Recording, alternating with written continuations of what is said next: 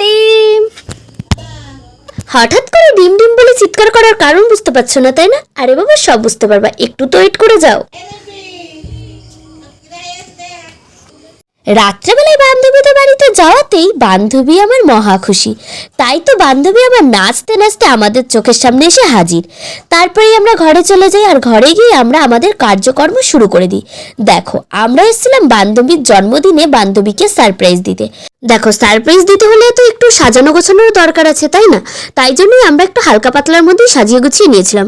কিন্তু বেলুন আমরা অনেকেই ফুলিয়েছিলাম, কিন্তু ম্যাক্সিমাম বেলুনই গেছে ফেটে।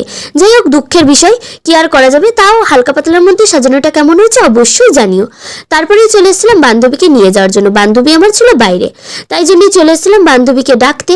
এসে প্রথমে বান্ধবীর চোখটা বেঁধে দিলাম। দেখো, বান্ধবী হচ্ছে আমার চেয়ে অনেক লম্বা, কি আর করা যাবে, বান্ধবীর চোখটা তো বাদ দেবে, এর জন্য চেয়ারের উপরে উঠে গেছি। তারপরে বান্ধবীর চোখ বেঁধে নিয়ে চলে গেলাম বান্ধবীকে ঘরে। আর তারপরে বান্ধবীর চোখটা দিয়ে খুলে, আর বান্ধবী আমার রিয়াকশন দেয় wow wow.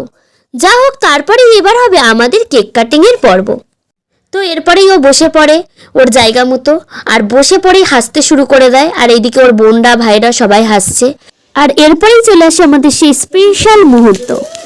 Happy birthday to you, হাততালি দে। Happy birthday to you, happy birthday dear ডিম, হ্যাপি বার্থডে। দেখ, তোর জীবনের বাতি কত ভালোভাবে জ্বলবে।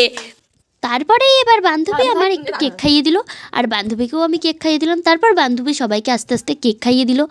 তারপরেই বান্ধবী আমার পোজ দেওয়া শুরু করেছে, বিভিন্ন ধরনের পোজ দিতে শুরু করে এক এক করে, আর সমস্ত পোজে ওকে ফটো তুলে দিতে হয়। তারপরেই ও বলে একটা ফটোও ভালো হয়নি। যাই হোক, তারপরে স্পেশাল মুহূর্ত চলে আসে আমাদের মাঝখানে, যেটার জন্য আমরা সবসময় ওয়েট করে থাকি। তারপরে বান্ধবীর মাথায় হয়ে যায় একেবারে বরফের পাহাড়।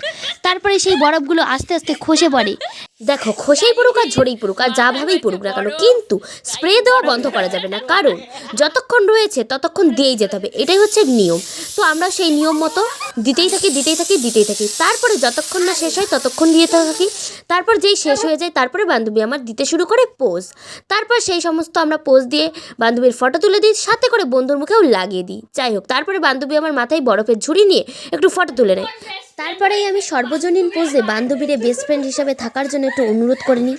তারপরেই বান্ধবী আমার সেই আনন্দে একটু আমাদের জড়িয়ে ধরে, আমিও বান্ধবীর একটু জড়িয়ে ধরি। যাই হোক, তারপরেই বান্ধবী আবার আমাদেরকে নিজে হাতে করে চাউমিন খাওয়ায় গাইজ।